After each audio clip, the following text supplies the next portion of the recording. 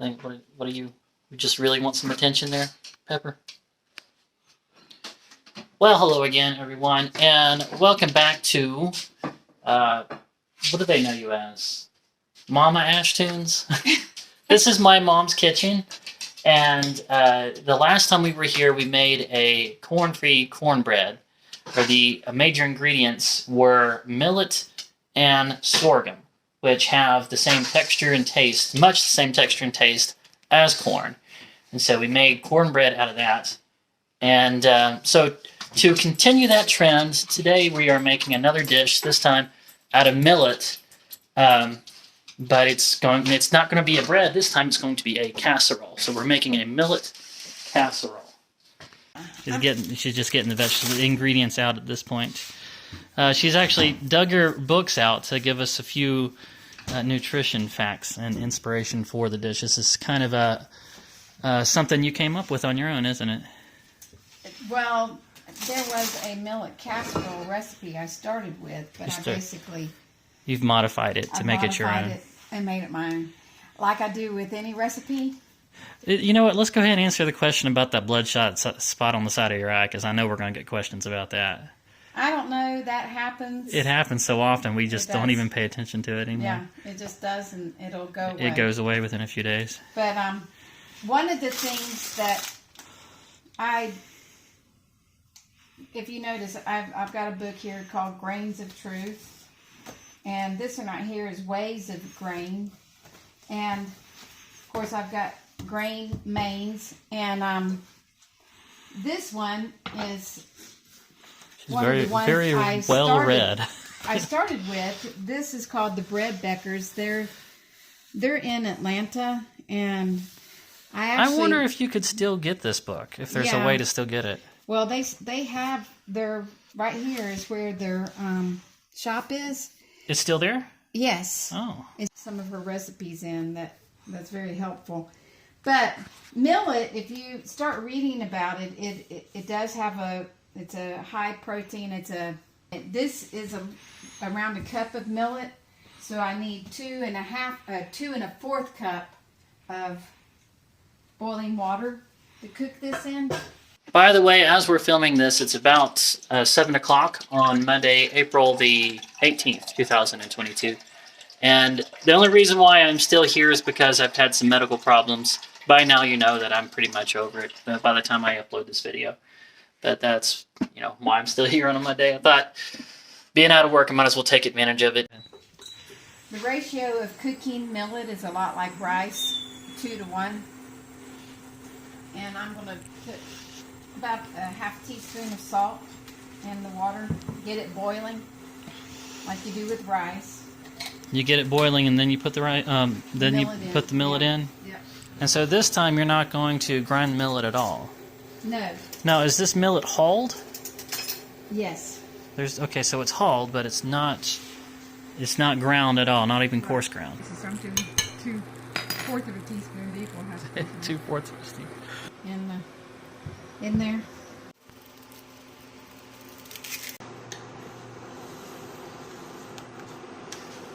All right.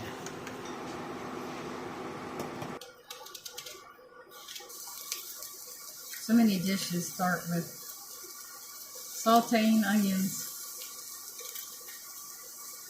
All these veggies. Sauteed onions are a very classic thing, aren't they? Yeah. You can go with just about anything. Yep. Soup, stews, breakfast dishes. Yep. Toppings, sauces.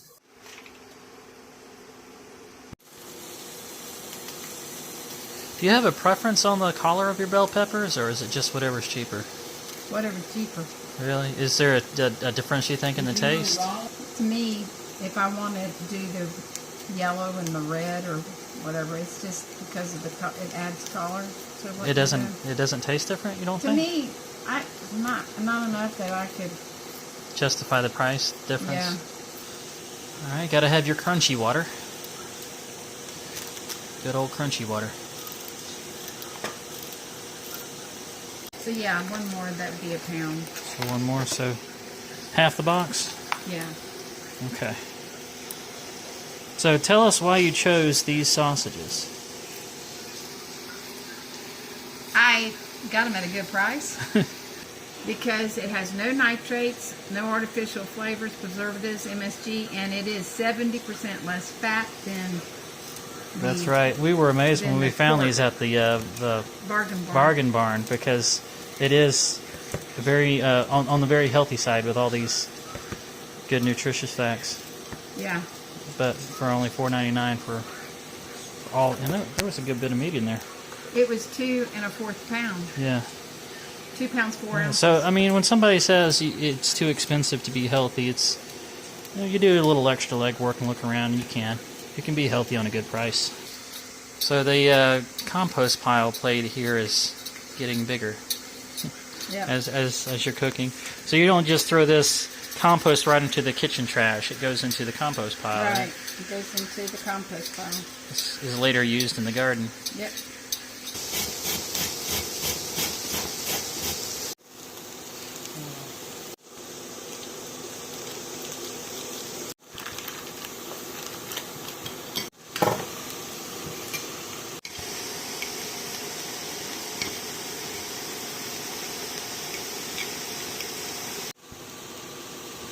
You know what? These are literally crumbling up so easy in your hand. They would probably go faster. Oh, you're just going to do them like that? Yeah. I love the fact that they don't have pork casing. No pork casing. Huh. No pork casing. They look a little bit like browned hamburger meat. Yeah. When we get done browning everything, they probably will look like that. Now, another thing that you can use, you can use another meat in this, like chicken. A lot of times I do chicken. Right. Or turkey. This is a turkey sausage. Yeah. Chicken or turkey. You've used ground beef in there too, right? No, I never have. I've used chicken. So you've never used ground beef in the millet casserole? No. I think you have it. Have I? I don't recall that. Maybe years ago, but ground beef is so expensive now. I know. But I saw this, and this would be so flavorful. You can just use your imagination and do your own thing. Exactly. That's the good thing about cooking. There really are no rules. The boys up at the children's home, they're like, Miss Terry, we want your recipes. We want your recipes. I pulled out my recipe book because, a lot of things, you make them and alter them and change them. And yeah, your recipe book is like it's like a Xerox page with a bunch of pencil scribbles all over it. No, it's literally a notebook that's just penciled and... Oh, just written in pencil? I mean, yeah. And I said, you see this? It's just a bunch of chicken scratch. You really don't want my recipe book. It was just... They're like, but we won't be able to eat this when we leave. I said, well... you get a big enough cooking show on YouTube, and people are going to start asking for a cookbook, I guarantee you. Well, every big YouTuber gets asked for a cookbook. Ann Reardon from How to Cook That has already put one out. Shares pretty good. The thing is, Cowboy Kent Rollins, I imagine. Really, yeah, Cowboy Kent Rollins put one out, too. It's not really... It's just thrown together what you have on hand at the time is what you do. Yeah. I mean... A lot of it, I look up at the children's home even. What do we have on hand? What's left over? You just cook. Cook what you got. Make do with what you got, right? Yeah. So nothing goes to waste. That's the name of the game. Waste Really not, want not. And just like measuring, well, it's like, how many people do we have? Well, how much meat do we need? We've got 4 people, so we'll do this much meat. And you said, well, we'll just put 2 carrots in there. You didn't really measure realistically, carrots can be different sizes. Yeah. So we say, well, let's put 2 carrots in. There's no real measurement to that. Well, there are it's like an eyeball thing. And I felt like putting several celeries in, so I just threw more celery in, and it's just whatever you feel like at the time. Yeah. So, yeah, you take the top off of it and most of the liquid is gone just like rice. Yeah. How long was that? That was like 15 minutes, wasn't it? I don't know. Yeah, Wow. that's done. A little extra water in it. Yep. Because I want it. Yeah, you fluff it like you do rice. See how it fluffs up? Oh. Have you ever noticed how when you cook rice and you take the lid off and then fluff it? Yeah, out? you fluff it, you stir it a little bit. Yeah. And then you melt butter into it. Actually, I put And your butter cream in the water cheese. whenever I do rice. You just put water in it? I put butter in the water with rice when I'm cooking. Oh, when you go to boil it, you put the Yeah. butter in the water. Yeah. Okay. You didn't do that this time. Not for what I'm doing here. Oh, no. okay. I didn't need to. That's better if you put a lid on. It helps. So this Hold lid it that's in. going over this, is that just one that conveniently fits it, or was this made for this skillet?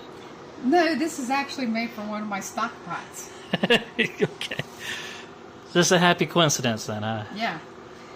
Yeah, I actually like this lid better than the cast iron lids because I hate cleaning cast iron lids. I can understand that. They're heavy too. Well, I know, but look, Ashley, I want you to see this. And then you have to re-oil it. But all these, it's not a smooth surface. Why do they put those spikes on there? Condensation drips? I really don't know. I do have some olive oil spray. Spray olive oil. Right on the casserole dish. And this casserole dish is a stoneware casserole dish. Is there anything special about it? Stoneware is almost like cast iron the way it distributes heat. But this is a pampered chef too. Oh, Pampered Chef. But Ooh, yeah, this fancy. Stoneware is a wonderful thing to cook with. Yeah, so the cheese, just like the vegetables, is like whatever you got on hand. So which one are Right. you going with today? I'm doing the medium cheddar and I have some Swiss. Swiss and medium cheddar. I'm going to do those. Got a 2-cheese blend. Okay, so before grating up the cheese, we're pausing to put the spices into the meat and vegetables, starting with garlic. That's just garlic powder, not garlic salt. Not garlic salt because I want to be able to add my It own just says type garlic. of It salt. doesn't even say garlic powder. Granulated. Granulated garlic. Garlic, yeah. Okay. Do you prefer that over a powdered garlic? You know, I really do. Yeah, I do like that better. So you're also using a Fiesta chili powder blend. Yeah, it's got all kinds of stuff in it. Got all kinds of stuff. Let me read that real quick. What's in that blend? It is cumin, garlic, oregano, coriander, and cloves. Cloves and allspice. You think of cloves and allspice as being like an apple pie kind of thing, but Yeah. they put that in this chili powder blend. Yeah, because we're going to add this to it. Oh yeah, we're gonna put some of So the. I wanted to kind of get it more on the flavor of a Mexican flavor since we're adding these chilies to it. It doesn't say jalapeno on here, but that picture looks a lot like a jalapeno. It just says chopped green chilies, Yeah. 4 ounces, and you're putting two cans of 4 I'm going to ounce. start with one. It's just the one first. Yeah, let's see what happens. Okay. Yeah. It could be kind of a peppercini kind of thing.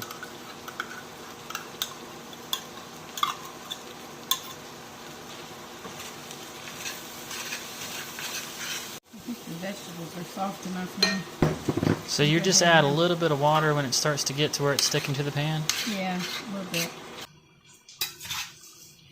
Let's see if we've got it seasoned enough now. Gotta taste it. First taste test.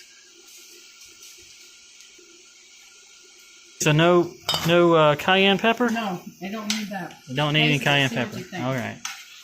And yes, I am getting a fresh spoon. It could use some smoked paprika. Okay, that's enough. That's enough. That's plenty. Okay, so adding a little smoked paprika. And we gotta go ahead and get this in there. Go ahead and put in a bag of frozen yellow squash. Zucchini also works. I think that is the green part. both. It's zucchini It's and both. yellow squash? Yeah, it's both. Okay. Squash and millet goes together pretty good. Oh yeah. Yeah.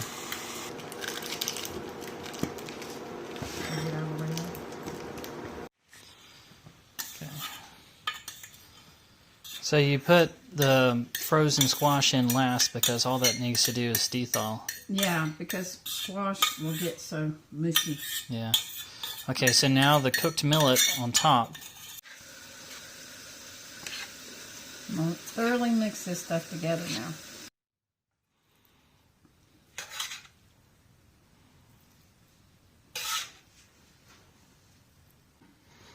Okay, so it proved to be too much for the one casserole dish, so we're spreading it out to another one.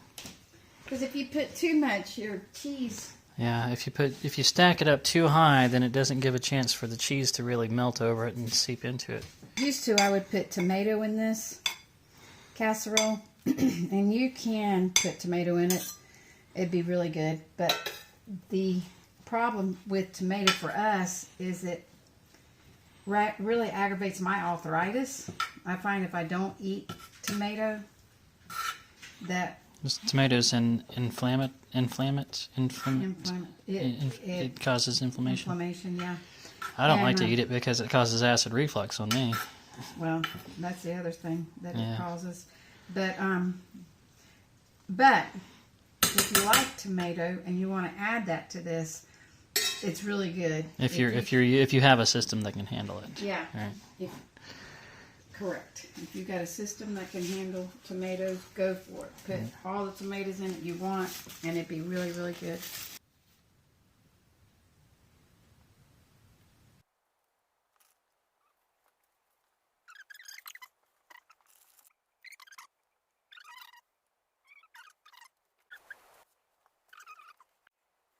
That's one thing about YouTube cooks. When they put cheese on stuff, they stack it on. You're actually going light compared to most YouTube cooks. Well, now I've got a layer of cheese under I this. know, but still, I mean, they would have put at least 2 layers of that Swiss, and they would have stacked so much cheddar on there that you wouldn't be able to see it anymore. Really? Yeah, I guarantee you. Yeah. YouTube loves extra cheese. Yeah? But the only problem with it is they want you to go in for your personal information in this random website. I ain't okay with doing that. Oh. So you're putting it on. This has a convection oven. I do turbo convection at 350 and just start. I could even set how much time I wanted to do it. Really? So you're not setting a But, timer see, on this? I could. Right now it's 30 minutes. Oh, is that the default? Yeah. Okay. Is that And- what it is? Yeah. Okay. So we're But I'm going to doing check it it- in 30 minutes. It's been 30 minutes. It's ended. That means we've gone 30 minutes. It should be done. Let's stop. See what we have. Ooh. Don't that look good? Looks delicious. Oh yeah. This is perfect. Okay, so the way we ended up doing it was cooking one pan in this toaster oven and the other one in this other toaster oven, which just ended as well. Yep. So Stop. that one should be good too then. Yep. Good thing about toaster ovens, you don't really have to preheat them. No, and if you have a kitchen in the summer, oh, it looks perfect. Yeah, it doesn't heat up as much. It doesn't heat up the kitchen as much. It doesn't take as much power to operate it. Perfect. Okay, so I've been given the honor of doing the first scoop and taste. Okay, so there you go. There's the cross section. Okay, so let's get some cheese and some filling.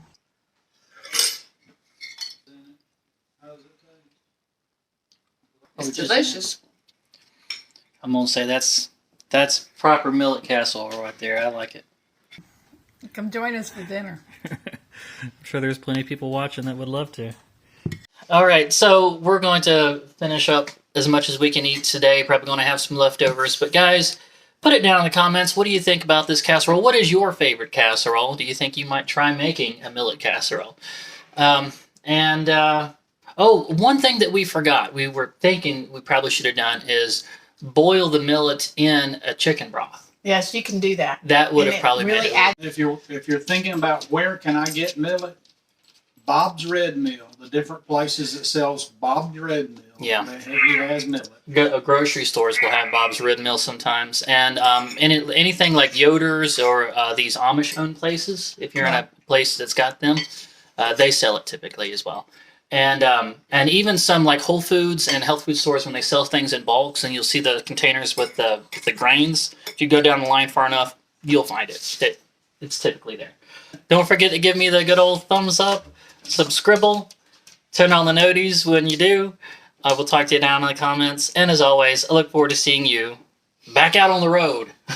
Yes. See you on the next one.